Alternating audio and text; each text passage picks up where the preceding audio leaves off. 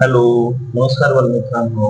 आपण पाहत आहोत इयत्ता चौथी एटीएस प्रज्ञाशोध परीक्षा यामधला गणिताचा पहिला धडा, पहिलं प्रकरण बहुमिती आकृत्या. आपण त्या दिवशी याची डिटेल्स माहिती घेतलेली होती. आता याच्यावरचा आपण स्वाध्याय पाहूयात. ठीक आहे. हा बघा, आता पहिला प्रश्न आहे की 1 वाजता घड्याळात तास काटा व मिनिट काटा यांच्यामध्ये कोणता कोण होतो? बघा, आता यासाठी आपल्याला घड्याळ काढावं लागेल. की किती वाजता? 1 वाजता म्हणूया. ठीक आहे. हे घड्याळ काढलं, हे 4 गोष्टी कधी पण करून घ्यायच्या. इथं 12, 3, 6, 9, 1, 2, 3 झालं, 4, 5, 6 इथं, 7, 8, 9, 10, 11 आणि 12. ठीक आहे. 1 वाजता हा हे हा एक म्हणजे इथं आणि इथं असा. असा कोण कोणता आहे? तर आहे लघुकोन. असा बघितला आपण किंवा असा बघितला तर आपल्याला कोणतं? हे लघुकोन आहे. ठीक आहे. हा, आता चौरसाला एकूण किती शिरोबिंदू असतात? हा झाला चौरस. चौरसाला किती शिरोबिंदू? 1, 2, 3 आणि 4. 4 शिरोबिंदू असतात. आयताला किती कोण असतात? हा आयत. आयताला हा 1, 2, 3 आणि 4. 4 कोण असतात. ठीक आहे. सोबतच्या आकृतीमध्ये चौकोन किती? आता याची एक तुम्हाला एक ट्रिक सांगतो. सोबतच्या आकृतीमध्ये चौकोन किती? तर हे बघा, हे असं असं एक चौकोन आहे. चौरसाला पण चौकोन म्हणायचं, आयताला पण चौकोन म्हणायचा. आता ह्याच्यामध्ये एक रेष मारली तर हा 1, 2 आणि हे मोठा एक 3. 3 झाले चौकोन. ठीक आहे. आता एक रेष इथं आणखी मारतो तर किती झाले बघा. 1, 2, 3. पुन्हा ह्या दोघांचा एक 4, ह्या दोघांचा एक 5, ह्या दोघांचा हा मोठा एक मिळून 6. 6 झाले. आता इथे एक रेष मारतो तर अशी मोजायला त्याला खूप वेळ लागतो. त्याच्यापेक्षा सरळ काय करायचं, त्याच्यामध्ये अंक टाकायचे. 1 अधिक 2 अधिक 3, 3 आणि 4 यांची बेरीज करा. 1 अधिक 2 अधिक 3 अधिक 4 बरोबर 4 3 7, 7 3 10. याच्यामध्ये 10 चौकोन आहे. चौकोन म्हटल्यावर आयत पण आला आणि चौरस पण आला. ठीक आहे. 10 चौकोन याच्यामध्ये आहे. आता आपल्याला दिली आहे अशी आकृती. अशी आहे. जर आपण मोजायची म्हटलं तर अशी 1, 2, 3, 4, 5, 6. पुन्हा ह्या दोघांचा एक 7, ह्या दोघांचा एक 8, मोठा एक 9, असं 10, 11. याच्यापेक्षा सरळ काय करायची, एक ट्रिक वापरायची. 1, 2 आणि 3. किती झाले? 3 आणि 2 5, 5 आणि 6. इथं वरचे किती झाले? 6. आणि इथं पण ह्याची उभ्याची बेरीज मारायची. 2 आणि 3. बेरीज किती झाली? 1, 2, 3. यांची बेरीज किती झाली? 3, 2, 5 आणि 1 6. आता ह्याची बेरीज किती झाली? 1 आणि 2 6 आणि यांची बेरीज झाली 3 आणि ह्याचा गुणाकार केला 6 18. या आकृतीमध्ये 18 चौरस आहे, चौकोन आहे. लक्षात येते. समजा असा दिला, भरपूर मोठा दिला, असा दिला 1 अधिक 1, 2, 3, 1, 2, 3 यांची बेरीज झाली 3 आणि 2 5 आणि 1 6, 3 आणि 2 5 आणि 1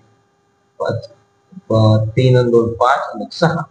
ह्याचा गुणाकार झाला 6 36. त्याच्यामध्ये 36.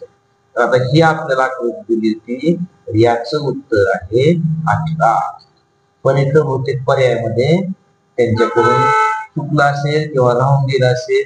इथं 18 पर्याय यायला पाहिजे. ठीक आहे, त्याचं उत्तर 18. 36 नाही येत किंवा 14 पण नाही, 9 पण. ठीक आहे. वर्तुळाला त्रिज्या किती काढता येतात? असंख्य. तुम्हाला त्या दिवशी सांगितलं होतं हा वर्तुळ केंद्रापासून ते वर्तुळापर्यंत अंतर म्हणजे त्रिज्या. 1 त्रिज्या, 2 त्रिज्या, 3, 4, 5, 6, 7, 8, 9, 10, 11, 12 असंख्य त्रिज्या काढता येतात. ओके, वर्तुळाला असंख्य त्रिज्या काढता येतात. आता सोबतच्या आकृतीत किती त्रिकोण आहे? किती त्रिकोण आहेत ह्याची पण तशीच ट्रिक आहे. ह्याच्यामध्ये अंक लिहायचे. हा असा त्रिकोण आहे, समजा बघा हा त्रिकोण आहे. हा एक त्रिकोण इथं हे सोडले. तीन झाला. हा 1, 2, हा दोघांचं मिळून एक 3 त्रिकोण. आता आणखीन एक असा दिला. मग ह्याच्यामध्ये काय करायचं? 1, 2, 3 आणि ह्यांची बेरीज करायची. 3 आणि 2 5, 5 आणि 1 6 त्रिकोण झाले. ह्याच्यामध्ये आणखीन असा अजून दिला तर काय लिहायचं? यांची बेरीज 1, 2, 3, 4 अंक लिहिले. यांची बेरीज करायची. 3 आणि 2 5, 5 आणि 1 6, 6 आणि 4 10. या आकृतीत 10 त्रिकोण आहेत. ही ट्रिक आहे. आपण प्रत्येक वेळेस मोजत बसायला जायची गरज नाही. मग इथं पण तसंच आहे. 1, 2, 3, 4, 4 आणि 3 7, 8, 9, 10. यांची बेरीज किती आहे? 10. तर 10 त्रिकोण आहे. सोबतच्या वर्तुळात कोणती आकृती दाखवली आहे? तर ही आहे जीवा. वर्तुळातले कोणतेही 2 बिंदू जोडले की जीवा असते. ठीक आहे. मग जीवा असंख्य असतात. ही पण जीवा झाली, ही पण जीवा झाली, ही पण जीवा झाली. वर्तुळ केंद्रातून गेली तरी जीवा आहे, अशी पण जीवा आहे, अशी पण जीवा आहे, अशी पण जीवा आहे. ही दिलेली आहे ती जीवा आहे. ठीक आहे. हा, आता दिलेल्या आकृतीत एकूण किती आयत आहे? बघा आता 1, 2, 3, 4. आता वरचे रो 1, 2 आणि ह्या दोघांचं मिळून 1, 3. ठीक आहे. हा, आता हा 4, 5 ह्या दोघांचं मिळून 1, 6 झाला. हा एक मोठा ह्या दोघांचा मिळून 1, 7 ह्या दोघांचा एक 8 सगळा मिळून 9 झालेले आहेत. बघा इथं पण तसंच हे आयतच असल्यामुळं ह्याची सुद्धा आपल्याला तशीच काढता येईल. 1, 2, 1, 2 ह्याची बेरीज किती झाली? 3, 2 आणि 3, 3 3 9 झालं.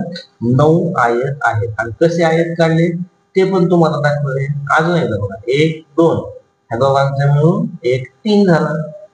4, 5 ह्या दोघांचं मिळून 1, 6 ह्या उभ्या दोघांचं मिळून 7 ह्या उभ्या दोघांचं मिळून 8 आणि संपूर्ण मिळून 9. ठीक आहे. हा, आता घड्याळाच्या 2 काट्यामध्ये 3 वाजता कोणता कोण होतो? बघा घड्याळाच्या 2 काट्यामध्ये 3 वाजता घड्याळ काढायचं आहे आपल्याला. घड्याळ काढलं 12. हे कधी पण हे बेसिक आकडे लिहून द्यायचे. 12, 3, 6, 9. आता 3 वाजता काय होईल? करेक्ट 3 वाजले. इथं काटकोन होतो. लक्षात येते? काटकोन राईट अँगल. काय होतो? दुपारी 3 वाजता काटकोन होतो. कोणत्या आकृतीत 3 बाजू व 3 कोण असतात? 3 बाजू व 3 कोण असणारी कोणती आकृती आहे? त्रिकोण. सोपं आहे. त्रिकोण. आता घन व त्याचे शिरोबिंदू. घन कशाला म्हणायचं? घन हा अशी आकृती, भरीव असलेली आकृती ही घनाची आकृती असते. फक्त ही चौरस असते. आता ही खोडरबर आहे, माझ्याकडे आयताकृती आहे, परंतु हे चौरस असतं.